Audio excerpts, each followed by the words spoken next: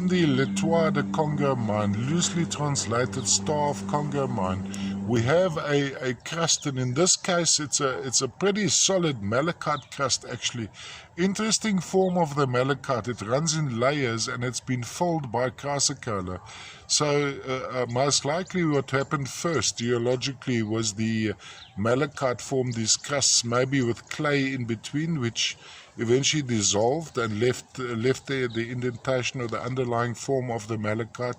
And then at a later stage, these got a high content chrysocolla juice running through them, which crystallized as little stalagmites, stalactites of the chrysocolla, which is a pretty typical form of the chrysocolla.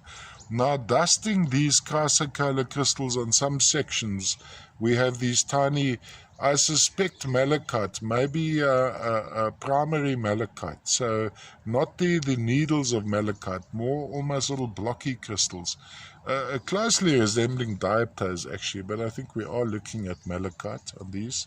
A lot of overexposure as we're seeing it here. Very, very difficult to get the accurate color indication. Now the underlying color of the chrysocolla, unlike what we're seeing here, is more of a turquoise, turquoisey blue. Very, very strange color. I struggle to get out the actual color in the still pictures too. I tend to have to underexpose them quite a bit. Let's just see if I can angle it around a bit so we can see the real color of this piece. Very, very difficult to show the actual color, and I'm very pleased to be able to show you videos on this material, because this often gives you a much better indication than still pictures do. All the way from the Letoile de Congo mine, the French loosely translated Star of Congo mine.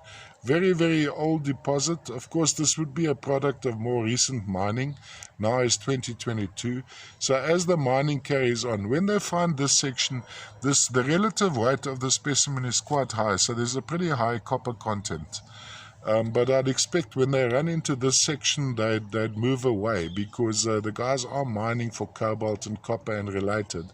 And it's about how many grams per ton they get out, and this wouldn't be viable to mine, this particular section. So hence rarity, they'd fill it up and carry on with mining elsewhere.